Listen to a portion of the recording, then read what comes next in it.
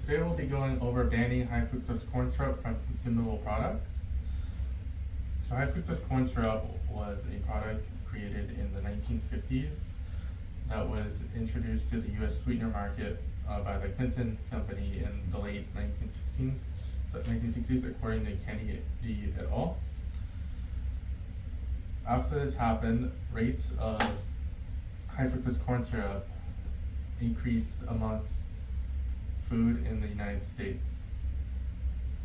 Along with that, other things also increased. One of them was the rate of obesity.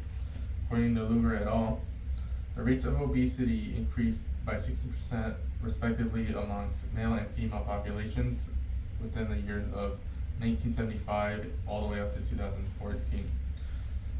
We should ban high fructose corn syrup because it is not good for the health of the general public, and this will make the country mindful of products that we consume here in the United States. First, we'll be talking about how high fructose corn syrup causes obesity and other comorbidities that come along with it. Next, we'll be going over how high fructose corn syrup became the leading sweetener in the United States, replacing sugar.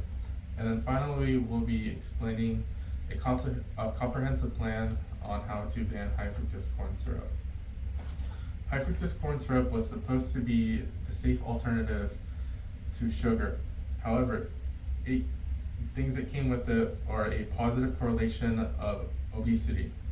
According to Saigala et al., high fructose corn syrup has an effect on hormones like leptin and insulin.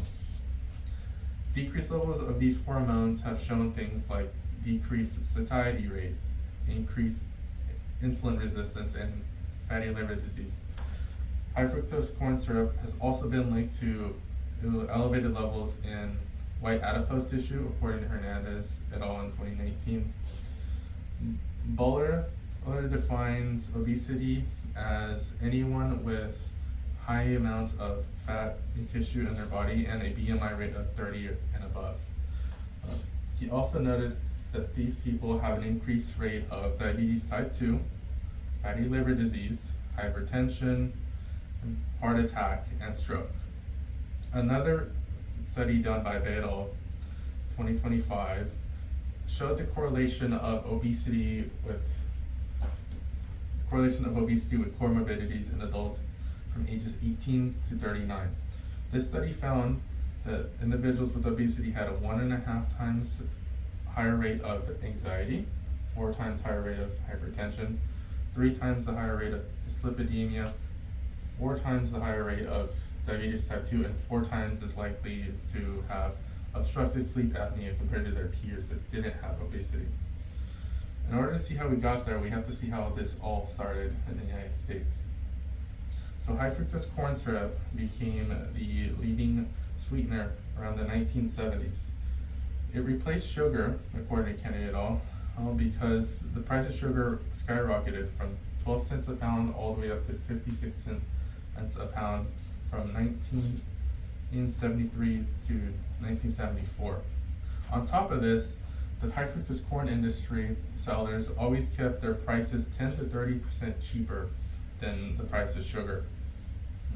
The federal government did no better, and they ended up adding high fructose corn syrup to generally regarded as safe by the FDA in 1983. It was then and again reinforced in 1996 by the FDA, again as generally regarded as safe. Although there's already been a lot of damage done to the country, there's still time to fix things. So I propose a solution. My solution would be a new law that would ban high fructose corn syrup within 1 year of the proposed law being passed. When doing this, we'll also allocate a fund on the side to help small businesses that may be affected with this new ban. Small businesses can apply for subsidies within the year, or as long as they can prove that it provides financial hardship for them. This will also come with fines. So any company found to be non-compliant after the 1 year deadline will be fined. These fines will then be used to promote research like monk fruit extract, which has been proven to be a sweetener that doesn't have all the same side effects that high fructose corn syrup does. Enough is enough. We should be banning high fructose corn syrup. This way we can reduce the rate of obesity and the comorbidities that come along with it. We should not be bound by the cheap substitutes that these companies want to use in lieu of our health. So join me in banning high fructose corn syrup, and let's create a new trend. A trend where we see obesity and the comorbidities that come with it lower in this country. You can. 5